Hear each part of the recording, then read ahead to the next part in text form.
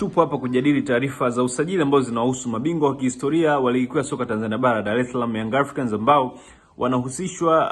ama wapo kwenye hatua za mwisho za usajili za kukamilisha usajili wa mshambuliaji raia wa Angola Laurindo Dilson Maria Aurelio almaarufu kama Depo, ambaye anatakiwa kuja kuchukua nafasi ya Andy Boba Boyeli ambaye mkataba wake wa mkopo kutoka katika timu ya Sekhukhune United ya nchini Afrika Kusini, ligi kuu ya Afrika Kusini, umevunjwa mara baada ya kudumu katika kikosi hicho kwa muda mfupi wa miezi 6, na kiwango chake kimeonekana kutoaridhisha viongozi wa Young Africans pamoja na kocha mkuu wa timu hiyo Pedro Gonçalves. Sasa Young Africans wamehamisha majeshi kwa mshambuliaji huyu raia wa Angola Depo, ambaye kwa sasa hivi anacheza katika kikosi cha Radomiak Radom ambacho kinashiriki ligi kuu ya soka nchini Poland, ligi ambayo inafahamika kama Ekstraklasa ama Extra Class, ligi kuu ya nchini Poland, ambayo ni ligi kubwa kabisa miongoni mwa ligi kubwa barani Ulaya. Sasa huyu Depo ni mshambuliaji ambaye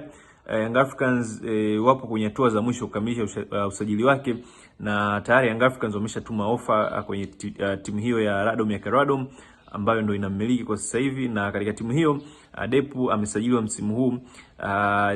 Julai mosi mwaka 2025, na kwa bahati mbaya sana amekuwa hapati nafasi ya kuanza mara kwa mara kwenye kikosi hicho cha Radomiak Radom, kwa sababu amecheza tu michezo 9 mpaka sasa hivi,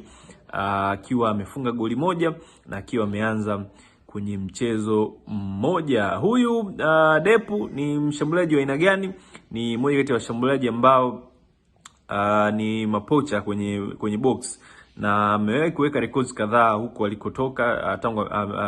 kuanzia kwenye ligi kuu ya soka nchini Angola mpaka huko ambapo yupo sasa hivi katika kikosi cha Radomiak Radom cha nchini Poland. Huyu Depo ni mchezaji ambaye ana umri wa miaka 25. Ni mshambuliaji ambaye ana umri wa miaka 25 na alipata sana umaarufu katika kikosi cha Sagrada Esperanca katika misimu miwili ambayo alidumu hapo kuanzia mwaka 2021 mpaka mwaka 2023, ambapo katika michezo 23 ambayo alicheza katika ligi kuu ya soka nchini Angola almaarufu kama Gira Bola, yeye alifanikiwa kufunga magoli 19, na ni magoli ambayo yalimpa move ya kwenda katika kusajiliwa kutoka Sagrada Esperanca kwenda kwenye kikosi cha Petro Atletico ambacho alidumu nacho kwa muda mfupi sana. Baadaye akawa amehamia kwenye ligi kuu ya soka nchini Ureno katika timu ya Gil Vicente, ambapo napo alidumu hapo kwa misimu miwili na kufanya vizuri sana, kwa sababu katika kikosi cha Gil Vicente alicheza michezo 16 katika misimu miwili na akafanikiwa kufunga magoli 3, kiwango ambacho hakikuaridhisha Gil Vicente. Timu hii ambayo inashiriki ligi kuu ya soka nchini Ureno wakawa wamemtoa kwa mkopo huko nchini Serbia, katika ligi kuu ya soka nchini Serbia ama Serbia Super Liga, katika timu ya Radomiak, katika timu ya Vojvodina, ambapo hapo napo alidumu kwa msimu mmoja, lakini napo hakufanya vizuri sana katika timu hiyo ya Vojvodina, na akaweza kurejeshwa katika timu yake ya Gil Vicente, mahali ambapo napo hawakuwa na uhitaji naye, wakaweza kumuuza moja kwa moja katika kikosi cha Radomiak Radom, kikosi ambacho kinacheza ligi kuu ya soka ya Poland kama ambavyo nimekueleza hapo awali. Na alipofika katika kikosi cha timu ya Radomiak Radom, nako pia huyu Depo Laurindo Dilson Maria Aurelio, huyu Depo kwa kifupi ambavyo jina lake linatamkwa hivyo, alikutana pia na upinzani mkubwa katika timu hiyo, kwa sababu kwenye timu hiyo kuna mchanganyiko wa wachezaji wengi katika timu hiyo, lakini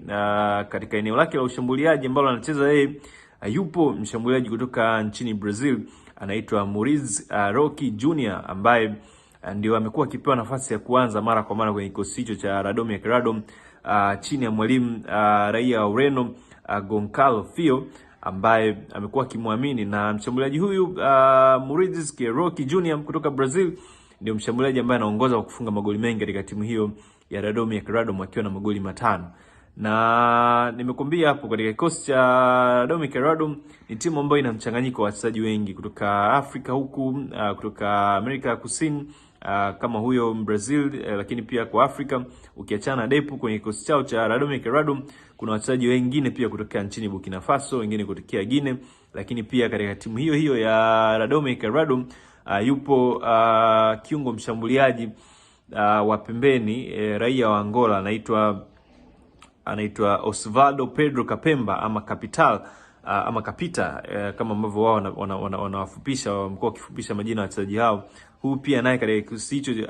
kuna muda pia anacheza katika eneo la ushambuliaji. Huyu Mreno Osvaldo Pedro Kapemba aka Kapita amekuwa pia akicheza katika eneo la ushambuliaji wa timu hiyo ya Radomiak Radom, na yeye pia katika timu hiyo ana magoli 5. Huyu Depu yeye kama nilivyokueleza awali amecheza mechi 9 katika timu hiyo tangu amefika msimu huu, na amefunga goli 1 na ameanza katika mchezo mmoja pekee. Mara nyingi amekuwa hapati nafasi ya kuanza mara kwa mara na kucheza mara kwa mara dakika nyingi. Kwa hiyo imevokuja ofa hii ya Young Africans, ameona kama ni fursa kwake ya kuondoka katika timu hiyo na kuja katika timu ambayo ataaminiwa na kupata game time, kwa sababu bado ni mchezaji ambaye ana umri mdogo, miaka 25, na bado ni mchezaji ambaye ana dream kubwa za kutoboa ama za kujiestablish katika level ya juu ya kiushindani, pamoja pia na kuitumikia timu ya taifa ya Angola. Huyu kwa nini sasa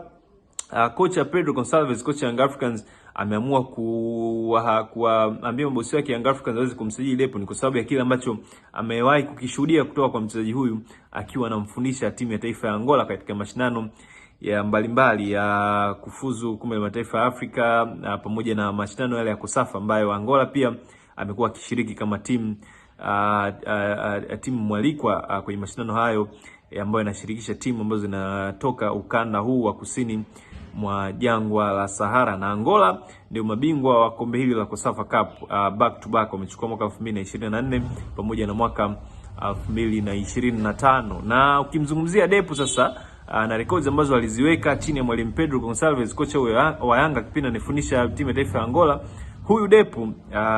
alikuwa ni top scorer wa mashindano ya Kosafa Cup mwaka 2024. Kwenye mashindano hayo alifunga magoli 5 na akawa pia ni miongoni mwa wachezaji bora kwenye tournament hiyo ambayo Angola alikuwa ni bingwa. Lakini mwaka 2025, mwaka jana, pia akarudia the same feat katika kiwango cha juu sana, ambapo katika michezo ile ambayo alitumikia Angola alifanikiwa kufunga magoli 8 na akawa ni top scorer pia kwa mara nyingine katika tournament hiyo ya Kosafa Cup. Na licha tu kwa top scorer kwenye tournament hiyo ya Kosafa Cup, Depu ndio alikuwa ni mchezaji bora pia wa mashindano hayo, ambapo alichukua tuzo ya mfungaji bora pamoja na tuzo ya mchezaji bora wa mashindano ya Kosafa Cup mwaka 2025. Na sio tu kuchukua tuzo hiyo, lakini kufunga magoli 8 katika tournament hiyo kulimfanya awe ni top scorer wa muda wote kwenye mashindano ya Kosafa Cup ambayo yana muda wa zaidi ya miaka 28 tangu yameanza mwaka 1997. Depu anakuwa ni top scorer wa muda wote wa Kosafa Cup akiwa na magoli 13 kwenye tournament hiyo. Kwa hiyo ni vitu ambavyo vimewafanya Young Africans hasa kocha wao Pedro Gonçalves kuamini kama ni mchezaji ambaye anaweza akaja Young Africans na akaisaidia timu hiyo sambamba na mshambuliaji aliyepo kiongozi Prince Pumelelo Dube ambaye pia kiwango chake kimekuwa questionable katika michezo ambayo amekuwa akitumikia Young Africans mpaka sasa hivi. Depu ni mmoja kati ya washambuliaji bora kabisa nchini Angola na wanaheshima zao. Kwa hiyo kuja kwake pia katika kikosi cha Young Africans kunaweza kukatengeneza matarajio makubwa ya pengine yeye kurejeshwa katika kikosi cha timu ya taifa ya Angola. Ni nini maoni yako ambayo unaweza